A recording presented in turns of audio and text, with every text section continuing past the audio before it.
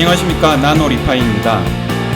그럼 2021년 10월 2주차 경제 리파인을 시작하겠습니다.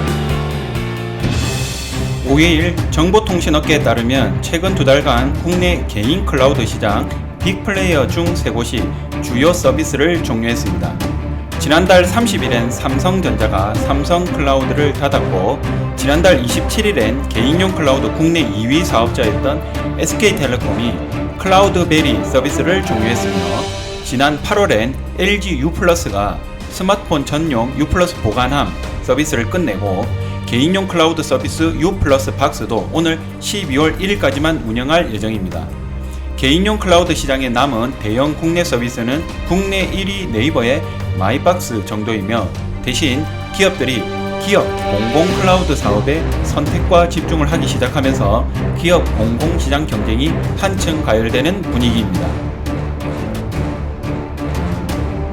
대구고등법원 제3인사부가 지난달 29일 자동차 부품업체인 발레오 전장시스템코리아 전 현직 근로자 54명이 회사를 상대로 제기한 퇴직연금 납입 이행 소송에서 회사가 지급한 특별성과 상여금은 퇴직금을 계산할 때 포함해서는 안 된다는 내용의 판결을 하고 1심 판결을 뒤집었습니다.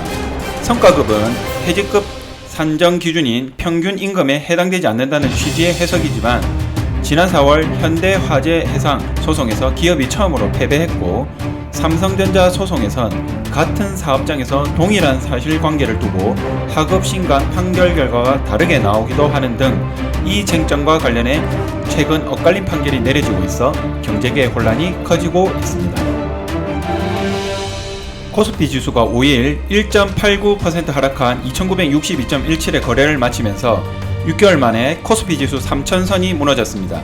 바이오주 약세로 코스닥 지수도 2.83% 하락한 955.37의 거래를 마쳤으며, 이는 경기 침체 속에 물가는 상승하는 스태그플레이션 공포에 미국의 부채한도 협상, 중국의 헝다 사태까지 각종 불확실성이 겹친 영향으로 보입니다. 인플레이션 우려가 커지면서 금리 인상 기조가 본격화하자 사모펀드 운용사들이 보유 중인 기업을 매각하는 데 속도를 내고 있습니다.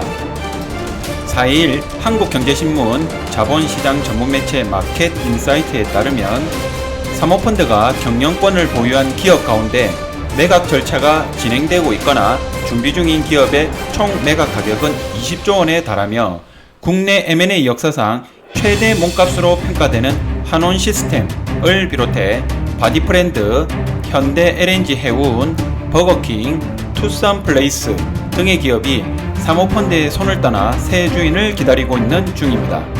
사모펀드들의 이러한 움직임은 시중 유동성이 줄어들면 인수자의 조달 비용 부담이 커져 높은 가격을 받기 어려워지기 때문이며, 이에 따라 사모펀드들이 보유한 매물을 서둘러 쏟아내면 연말 인수합병 시장에 큰 장이 설 것으로 전망됩니다.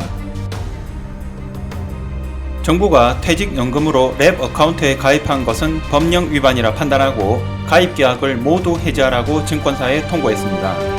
현재 퇴직연금 랩 어카운트 상품을 판매하는 금융사는 미래에셋증권이 유일하며, 투자할 시간이 모자라거나 금융 지식이 부족해 증권사의 운용을 맡겼던 가입자들 사이에선 정부가 노후자금 불리는 것까지 막는다는 불만이 터져나오고 있습니다. 파산 위기에 몰린 중국 2위 부동산 개발업체 헝다그룹과 주력 계열사인 헝다물업 주식이 4일 홍콩 증시에서 거래 정지되었습니다. 헝다그룹 부채는 지난 6월 말 기준 1조 9,665억 위안이며 우리나라 돈으로 362조 원에 달하며, 이자 부담이 붙어있는 대출과 회사채가 5,718억 위안이고, 이 가운데 2,400억 위안은 내년 6월까지 갚아야 합니다. 미국이 치솟는 휘발유 값을 안정시키기 위해서 멕시코만 인근에 저장한 전략 비축유를 방출하는 방안을 고려하고 있습니다. 블라디미르 푸틴 러시아 대통령도 국영 에너지 회사 가스프롬의 천연가스 문제를 해결할 방안을 마련하라고 지시했으며, 미국과 러시아 정부가 일제히 공급 확대 신호를 보내자 고공행진하던 국제유가 천연가스 가격이 하락세로 돌아서고 있습니다.